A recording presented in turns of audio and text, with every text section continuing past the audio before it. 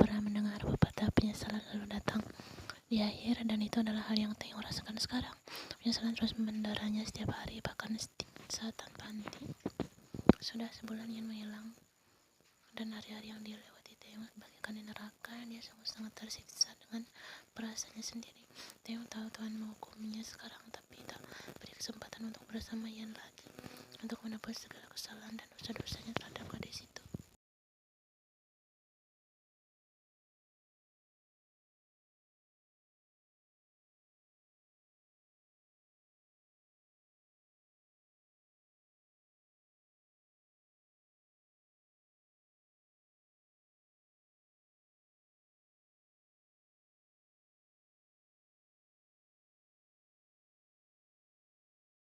Kesehatan Taeyong juga memburuk. Pria itu terlihat kurus dengan kantong mata yang mengerikan. Urusan kantornya semua diserahkan kepada sekretarisnya, dan soal Jenny Taeyong sudah tak peduli lagi. Dia hanya merindukan Yen. Dia hanya menginginkan gadis itu kembali di sisinya seperti dulu. Andaikan waktu bisa diputar kembali, Taeyong tidak akan pernah menyia-nyiakan Yen. Dia tidak akan berindak kegagapan dengan kata-kata yang menyakitkan.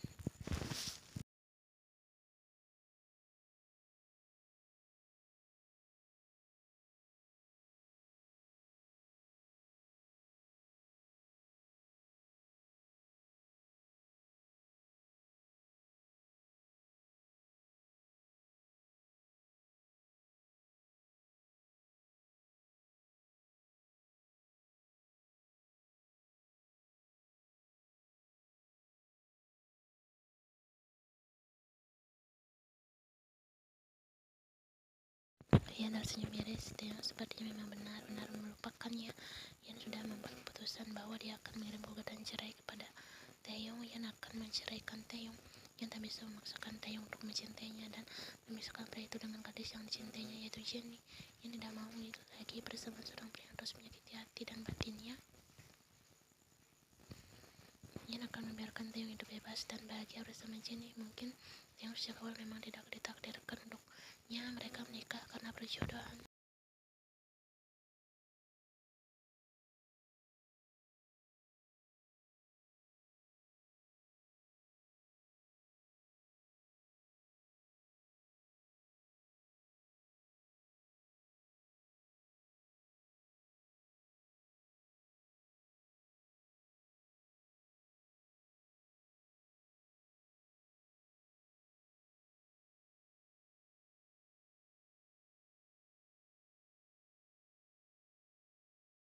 Aku yakin cukup. Taeyong tidak mencintaiku. Untuk apa kami bertahan jika keadaannya akan semakin buruk? Jongkok melepaskan pelukannya dan mengelus pipi Yen. Aku senang dengan keputusanmu. Baiklah, sekarang ayo kita tidur di. Ini sudah larut malam. Jongkok menggendong Yen dan membaringkannya di ranjang. Yen menatap wajah Jongkok menyentuh wajah pria itu. Jongkok selalu ada di sampingnya selama ini.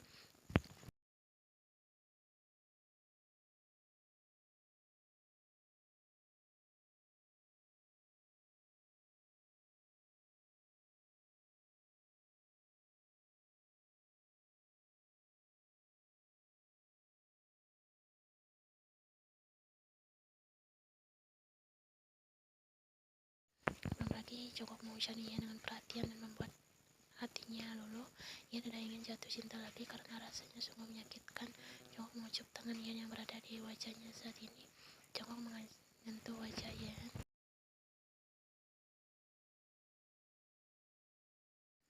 Tidurlah Yen, ucap Jongkok sambil mengusap rambut Yen. Jongkok panggil Yen dengan lirih. Ada apa?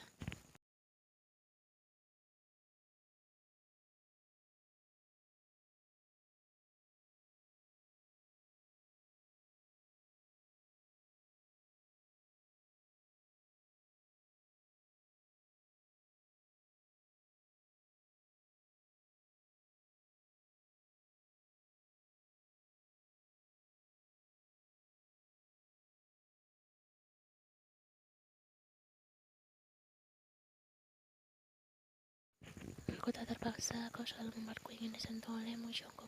Jongkok menatap Yen. Kesempatan sudah di depan mata, namun Jongkok masih berpikir panjang. Yen belum mencintainya. Jongkok tidak bisa. Jongkok menatap Yen, kemudian tersenyum. Dia naik ke ranjang dan memeluk Yen dari samping. Tidurlah, aku tak ingin kau menyesali keputusanmu itu.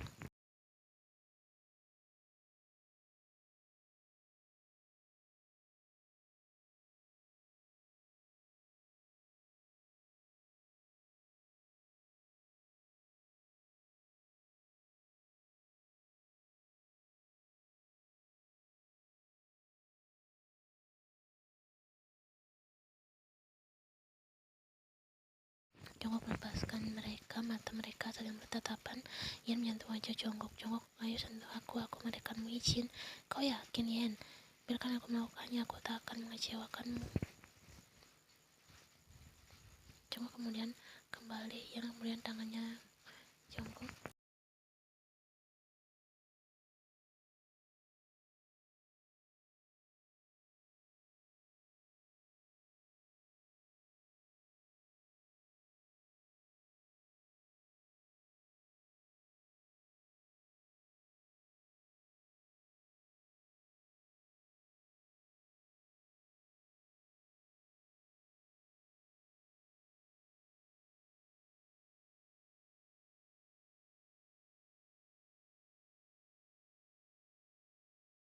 Yen beranjak dari tempat tidurnya, dia memungut pakaiannya yang berceceran dan memakainya. Yen berjalan menuju dapur, dia harus memasak untuk Jongkok.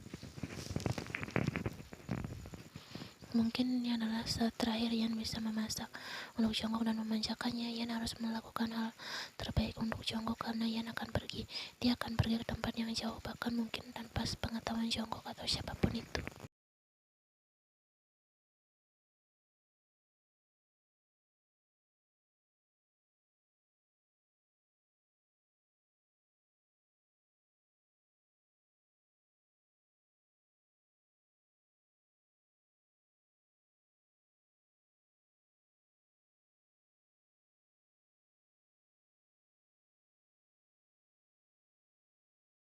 Jongkok, hentikan, habiskan dulu sarapanmu. Jongkok menggeleng dan terus memeluk Yen yang berada di pangkuannya sambil bahkan tanda yang diciptakan Jongkok belum memudar, tapi pria itu kembali mengukir tanda baru. Aku ingin kau bersamaku selamanya. Aku tidak ingin kau kembali dengan Taeyong, Yen, ucap Jongkok sambil mengecup.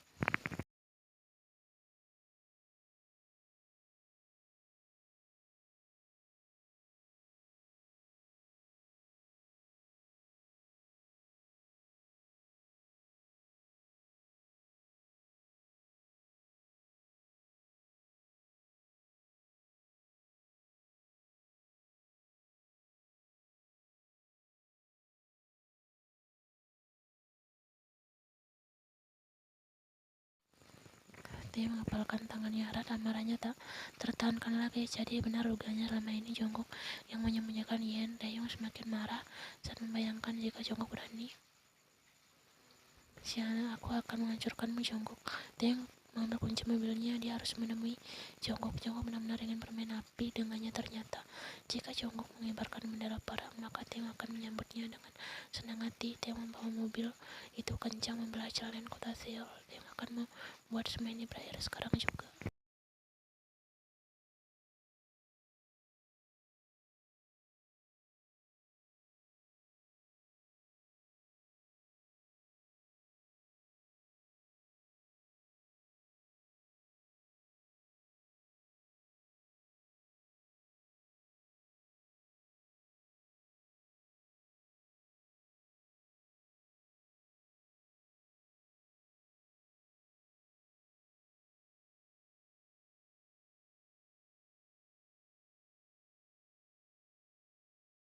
Taeyong merasa ada yang aneh dengan Taeyong. Ia menanyakan Jongkok tiba-tiba. Jongkok ada di atas. Taeyong naik ke lantai atas dengan cepat. Taeyong merasa ada yang aneh dengan kedua putranya itu. Terlebih Jongkok sudah hampir sebulan Jongkok tinggal di apartemen dan hal itu tak biasa. Jongkok seperti menyembunyikan sesuatu.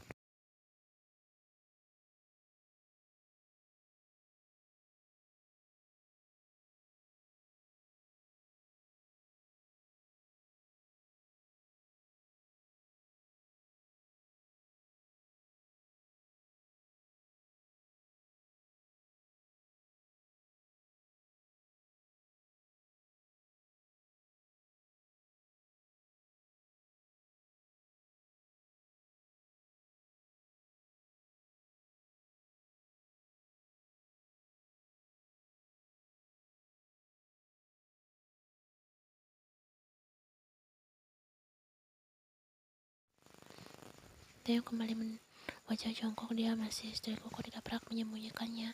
Kau ingin Taeyong anak namun kali ini Jongkok mengikis pukulan Taeyong. Yang pertama kalinya dia membalas Taeyong sampai membuat pria itu terhuyung. Kau udah panas untuknya. Kau kira aku tidak tahu kebusukanmu selama ini? Menyerahlah kepada Yen.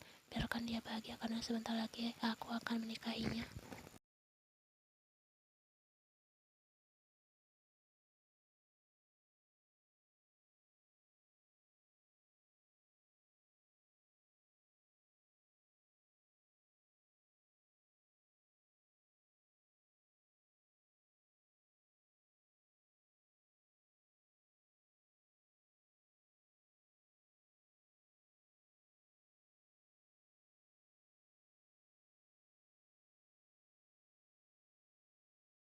Yen akan menceraikanmu. Alih-alih mengenai kepala Jongkok, vas bunga itu malah jatuh ke lantai dan menimbulkan bunyi karena pegangan Taeyong yang mendadak lemas.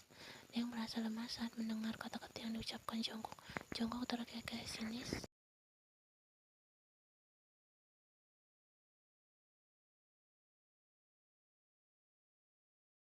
Kenapa merasa menyesal? Perlu kau ingat, Yen tidak akan memaksa pria yang tidak mencintainya untuk hidup bersamanya. Taeyong duduk di lantai, dia seolah hilang kekuatan saat hendak membalas ucapan Jongkok. Yen akan menceraikannya. Semua itu tak mungkin.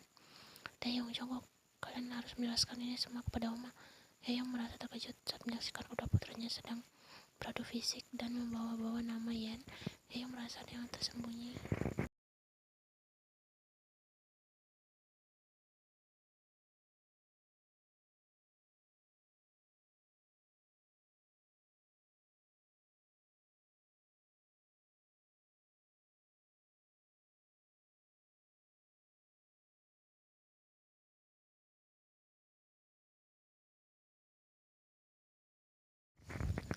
Tidak tahu malu, kalian pikir apa yang kalian lakukan sudah hebat. Kalian membuat malu keluarga Kim, terutama kau Taeyong. Kau masih berhubungan dengan itu walaupun kau sudah menikah dengan Yen. Di mana tanggung jawabmu? Taeyong menunduk, dia merasa menyesal. Dan kau Jongkok, kau juga sama. Bagaimana bisa kau jatuh cinta pada kakak iparmu sendiri dan menyekapnya di apartemenmu? Ini semua karena Taeyong. Dia tidak mencintai istrinya. Tidak salahkan jika kau menyukai Yen dan merebutnya.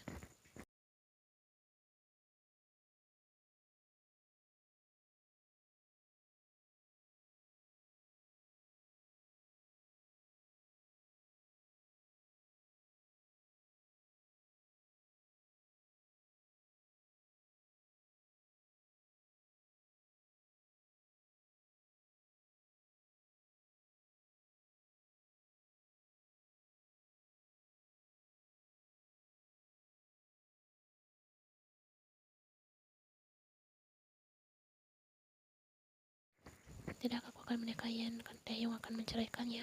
Tamparan kedua diterima oleh Jongkok karena ucapannya. Jika kata-katamu Jongkok, ini sudah keputusanku. Tidak ada yang bisa membantah. Tidakkah aku mencintai Yen? Aku tak mau menceraikannya. Jongkok terkejut lalu menoleh ke arah Taeyong. Berhentilah berdusta, aku pasti akan membuatnya menderita lagi.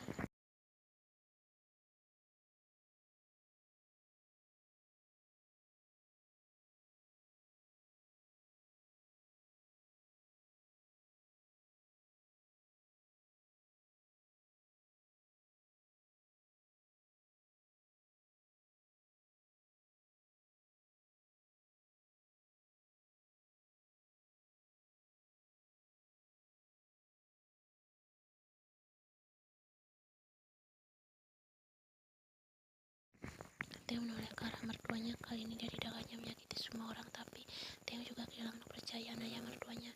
Dan langkah pelan yang menghampiri Chung In-suk, ayah mertuanya itu. Semuanya menatap ke arah Taeyong dan terkejut saat melihat Taeyong berlutut di kaki In-suk, termasuk In-suk sendiri. Dan Jongkok merasa tak percaya Taeyong yang keras dan beresek itu berlutut.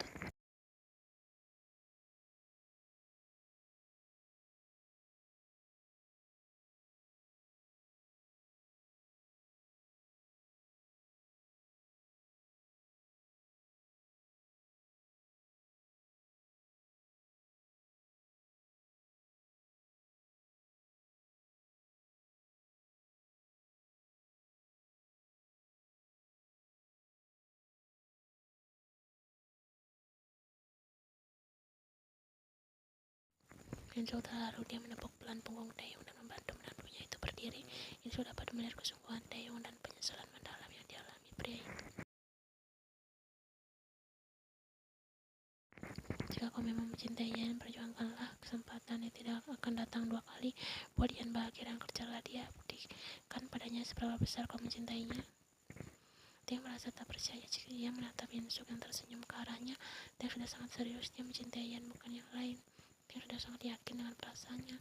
Dia akan menyatakan perasaannya. Dia berjanji dalam hati bahwa dia akan membahagiakan Yan. Dia rela melakukan apapun asalkan gadis itu memaafkannya. Dia akan berjuang.